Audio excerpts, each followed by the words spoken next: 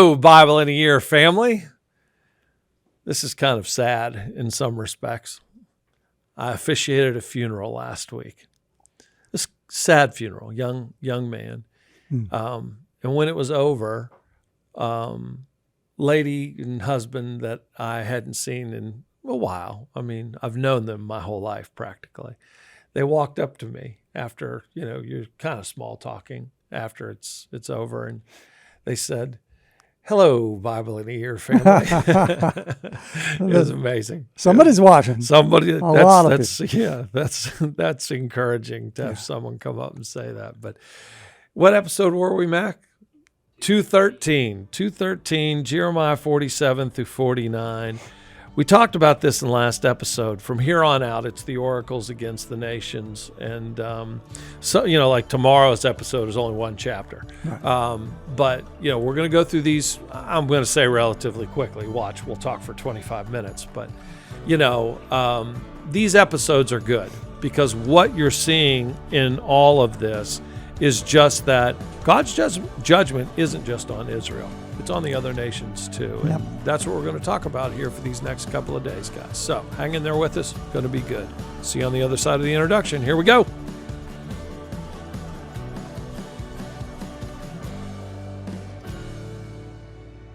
All right, Reverend Spence, you've changed your shirt again, and I'm still wearing a black shirt. Yeah. And people have begun saying to me, "You two guys are so entertaining. We're not learning anything about the Bible, but you make us laugh." Well, we do both. We do both. We teach and we want to make it fun. We're like Abbott and Costello, Laurel and Hardy. Tony Caridi and the color guy. You do play-by-play. I'm just an analyst. It is. That is classic. I love it. Oh my gosh, that is classic. I don't think we're like superheroes. We're not like Batman and Robin, because I do feel like Robin in this little dynamic duo that we have. Not at all. Anyways, You're Pastor Kevin. Well, yeah. Sometimes I just want to be Kevin. Gosh, what the heck? That went downhill quickly. A look into Kevin's life. Oh my gosh. All right, I promise you, we're going to talk about the oracles in Jeremiah 47 through 49. I'm probably 28, maybe 29 years old, and Kingdom has just started. And I'm losing my mind. I mean, I don't know what's going on. So I call David. And it's funny. We're shooting like 5 episodes today, and the 3 more for Jeremiah, and then there's 2 episodes of Lamentations. I'm lamenting to David about my lot in life when it comes to pastoring. And I said, "David, I feel like I'm just playing a shell game." And he said, "Welcome to the pastorate, Kev." I'm just trying to keep the ball moving so nobody sees what's actually happening. Anyways, it's tough. I mean, it's tough being a pastor. It is. I'm not trying to complain. But anyways, all right, let's get into this.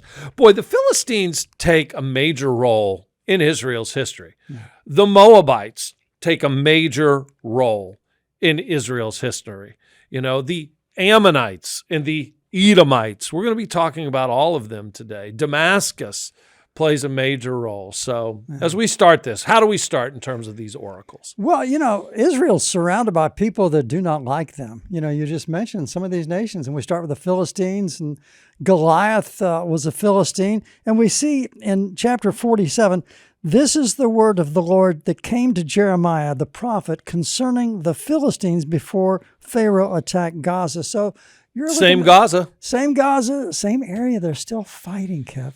Yeah. But it's about 609 BC. And again, we want to remind you that Jeremiah is not chronological. Jeremiah is all over the place. There's a lamentation. There's a dirge. There's a prophecy. There's history. And so we're about 609 BC here today for the Philistines. So when we look at these 3 chapters, okay, in my notes, Philistia, Moab, Ammon, the Ammonites, Edom, which is the relatives, the what's the word I'm looking for?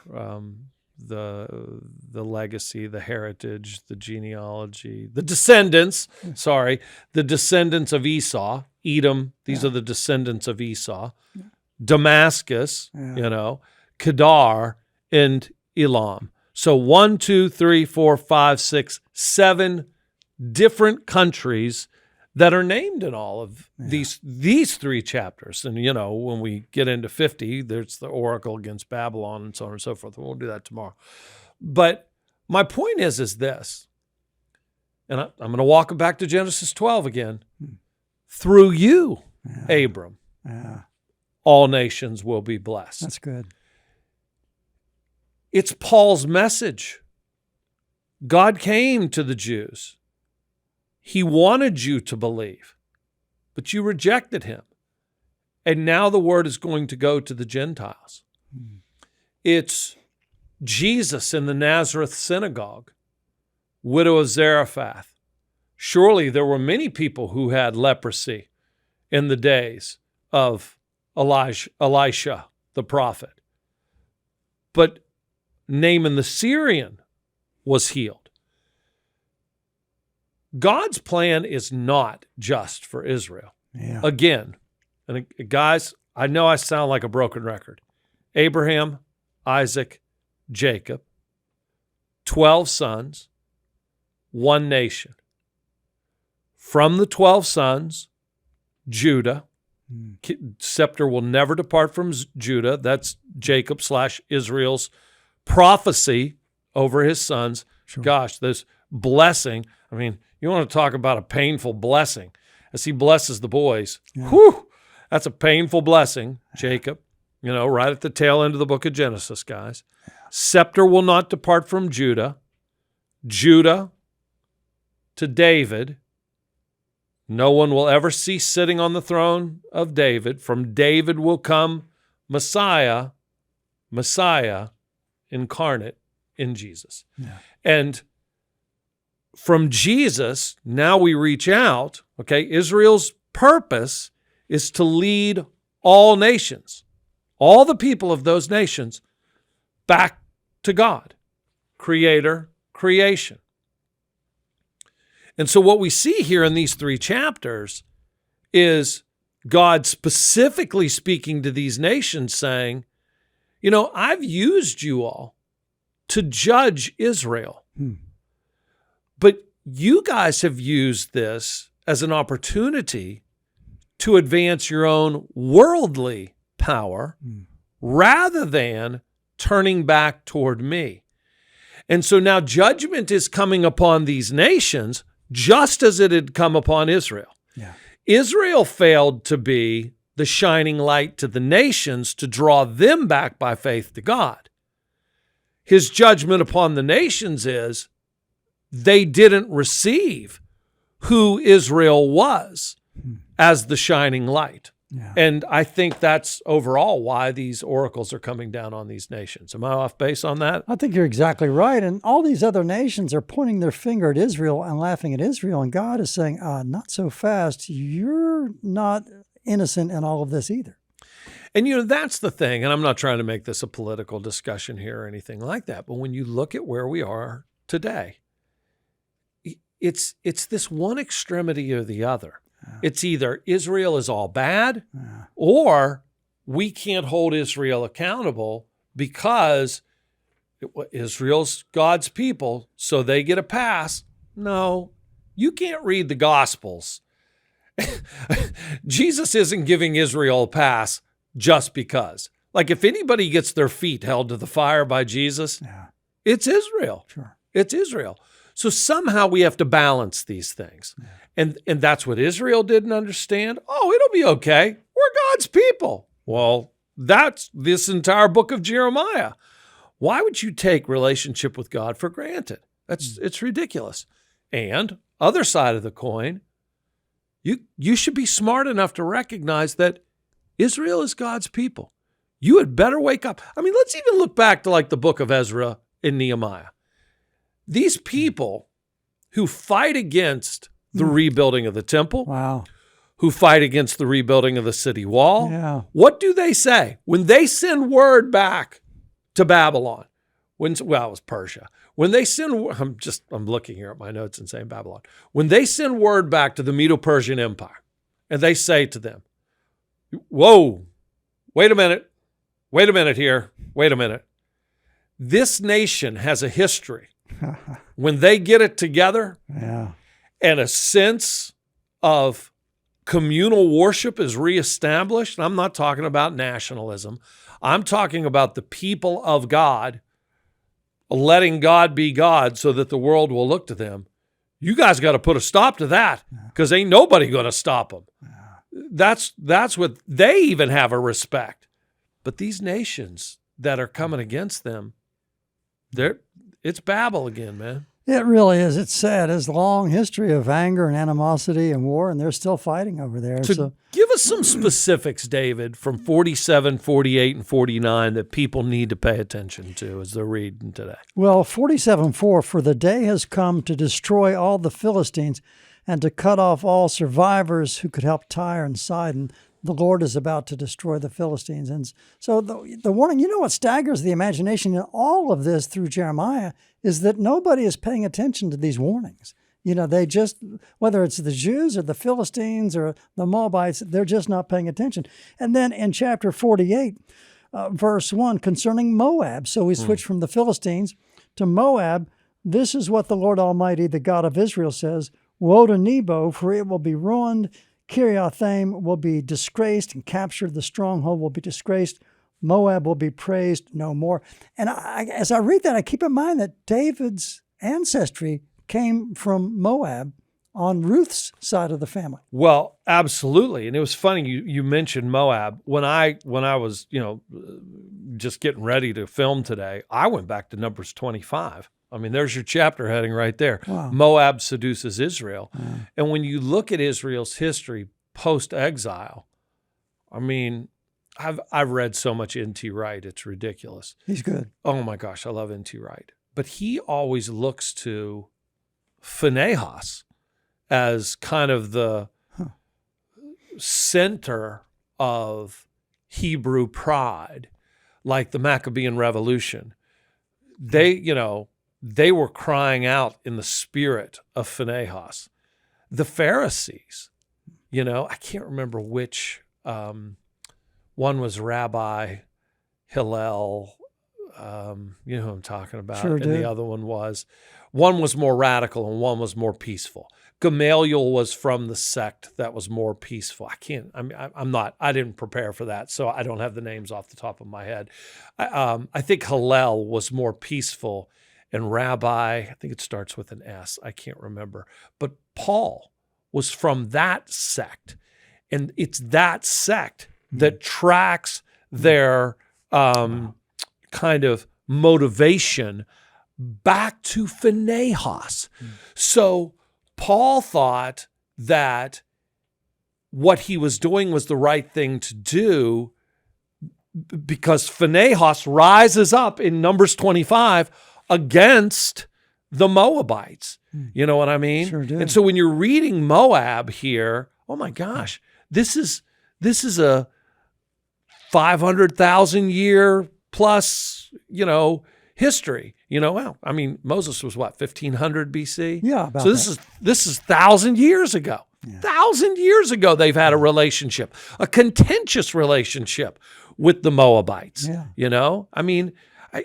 There was a verse in 47 that stood out to me. It's actually two.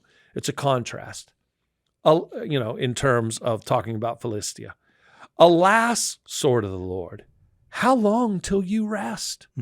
Return to your sheath, cease and be still. But how can the sword of the Lord rest when the Lord has commanded it, when he has ordered it to attack Ashkelon and the coast? Again, it's not just God speaking to Israel saying, look, judgment is coming, and you got 70 years no matter what. It's not going to stop. It wasn't just for Israel. It was for these nations as well. Yeah. Another couple of verses that stand out for me, chapter 48 in terms of Moab, 6 and 7. Flee, run for your lives, become like a bush in the desert, since you trust in your deeds and riches. You too will be taken captive. And Chemosh, their god, will be taken into exile together with his priests and officials. You don't trust in the one true and living God. You trust in your deeds, your riches, the development of your own God. And then down in verse 10, a curse on anyone who is lax in doing the Lord's work. It all comes back to the one true and living God. And look, you're going to do the book of Revelation at the end of the year with us. And that's what it comes down to in Revelation 18. Yeah. A trust in power, a trust in riches. Nothing ever changes with humanity. Yeah. It just doesn't. What else? Well, you see these false gods from Genesis to Revelation, as you just said. But I also see Chemosh is mentioned again in 48:13. Then Moab will be ashamed of Chemosh as the house of Israel was ashamed. That was their false god. You read about him in Numbers chapter 21, Chemosh. All these false gods, Israel's surrounded by these people, and they've drifted away from the one true living God. Absolutely. And you know what's so beautiful about the one true living God? He really does have love. For God so loved the world. Guys, look at Jeremiah 48, verse 36. So my heart laments for Moab. God's heart is hurting for Moab like the music of a pipe. It laments like a pipe for the people of Kir Hareseth. The wealth they acquired is gone. There's a hurt in the heart. And, we're going to do, after Book of Lamentations, we'll do the book of Ezekiel. In multiple places in the book of Ezekiel, the prophet Ezekiel, speaking God's word, says, do you think I enjoy watching these people die? I don't enjoy this. I don't rejoice in the death of the wicked. My desire is that all people, if I be lifted up, Amen. I'll draw all peoples unto myself. Nothing's ever changed with God. He's a father. Oh, my goodness. He's a good father. Also in 48:29, okay, we have heard of Moab's pride. This is a key thing here. Her overweening pride and conceit, her pride, third time, and arrogance and the haughtiness of her heart. I mean, this is where we all get into trouble, is the self-centeredness, the pride, and God wants us to be God-centered and humble, focused. Clothe yourselves, all of you, with humility toward one another. Go ahead. I'm sorry, I interrupted you. It's funny in that passage. I know her insolence, but it's futile. My brother and I were in a fist fight once, like 18 years old. And it was insane. And we are just beating each other to death. He had a very long story, which I do not have time to tell. But we had a healthy respect for Dad. We just did. And when my dad stepped into the picture, foolishness stopped. Foolishness stopped. And when you look at that, okay, that I know her insolence, but it's futile. Think about that. I know her insolence. There, Nick and I are beating the tar out of each other. And when Father stepped in, here we are, almost 55 years old. That fight happened the summer before we turned 18. All these years later, okay, 38 years later, we're at my son's wedding this past weekend, and just chopping it up, thinking about old stories and whatnot. Nick told that story to somebody. Nick will tell you to this day, when Dad came around the corner and saw me on top of him, at that point I was on top of him. I was much bigger than he was. He said, Kev, you should have seen your face. It was abject fear. You see what I'm saying? I do. I know her insolence, the fight. But when Dad comes around the corner, it's futile. You might as well get up and recognize the little boy that you are, because the Father in his authority has just stepped into the picture. And I don't know what this foolishness is, but it's going to stop, and it's going to stop right here, and it's going to stop right now. And I can tell you, as heated as that was, and we scratched my mother's Oldsmobile Delta 88 from front bumper to back bumper. There were trash cans all over the place, blood coming out my mouth. He got stitches. I pulled every stitch out of his finger. It was absolute insolence. And when Dad came around the corner, it was over. That's a powerful illustration. It was over, man. And that's what we're reading here. Yeah, sure is. Hey, can I say one more thing before we close this down? Yeah. 49. 49. Ammon, the Ammonites.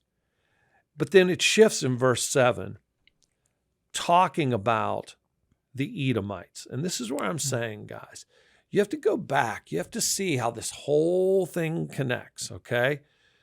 2 babies in Rebekah's womb battling, and the older will serve the younger. Esau, red, Edom will serve the younger, Jacob.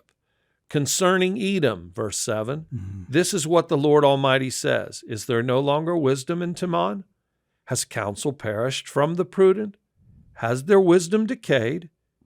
Turn and flee, hide in deep caves, you who live in Dedan, for I will bring disaster on Esau at the time when I punish them. I was thinking about that the other day. Edom, I mean, at some point, or I'm sorry, not Edom, Moab. I mean, if you track it back far enough, everything works back to Noah. Yeah. Same thing with Philistia. Tracks back to Noah at some point. The Canaanites. We know that. Shem, Ham, and Japheth. Okay. Yeah. Esau's a direct descendant, though, of the patriarchs. Abraham, Isaac, and Jacob. Man. He just wasn't the preferred. What happens there? And I've thought about that a lot, too, with Isaac and Ishmael. And I've used this illustration a million times. When Abraham dies, okay, just hang with me here. I know every illustration breaks down after a while. Isaac calls his brother. Hey, Ishmael. Yeah, is this Isaac? Yeah, buddy. I just want to let you know Dad died. Oh, gosh, that's terrible. I was wondering, is there any way maybe you'd come to Dad's funeral? I mean, yeah, where are you burying him? Well, you remember that field he bought off of Ephron the Hittite where we buried my mom? Yeah. I'm going to bury him next to Mom. And you know what Ishmael did? You know this. He goes. He goes. Yeah. You want to look at what's going on in Gaza right now? All those people over there ought to look to Isaac and Ishmael and realize Ishmael, you want to talk about bless those that curse you, love those that hate you, pray for those that spitefully use you. Ishmael went back and buried his father next to the woman who ran him and his mother off. Wow. That's huge. That is huge. And when you look here at Esau, yes, there was reconciliation there between him and Jacob, but they never came together again after that day of reconciliation. And Jacob went his way, and Esau went his way, and they had a chance. And they didn't follow it any more than the Ishmaelites followed it. Yeah. You know, it's sad. It's sad when you look at that.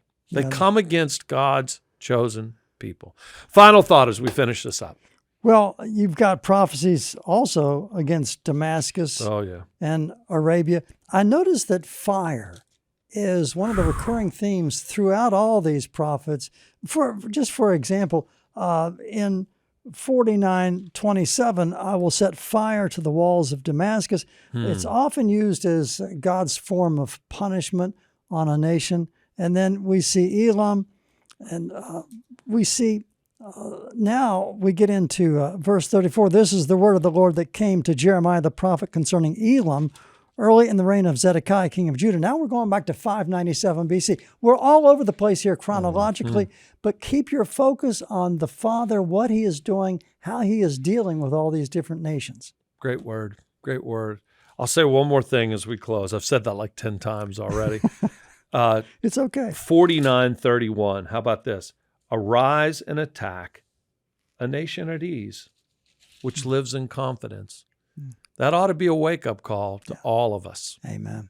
It ought to be a wake-up call to all of us. You know, one nation under God. Really? Really? Come on now. Really? You know, when there's, well, I won't go down that road. Well, he's calling us all to He come is. back to Christ. 100%. It's a good point. Good discussion today. Yes, sir. Really enjoyed this. You know, I've started list. Oh, I'm getting called for a funeral. Sorry, folks. Let me go to voicemail on that. I was going to tell a joke, but it doesn't seem appropriate right now. So let's just finish this up. Yeah, next time. We'll tell the joke on the next one. All right. Episode 214 tomorrow, only looking at one chapter, looking at Jeremiah 50 tomorrow and part of the oracle against Babylon. We will join you guys tomorrow. Continue on this journey with us. Been a great one. Going to keep it going. Love you guys. See you in the morning. God bless.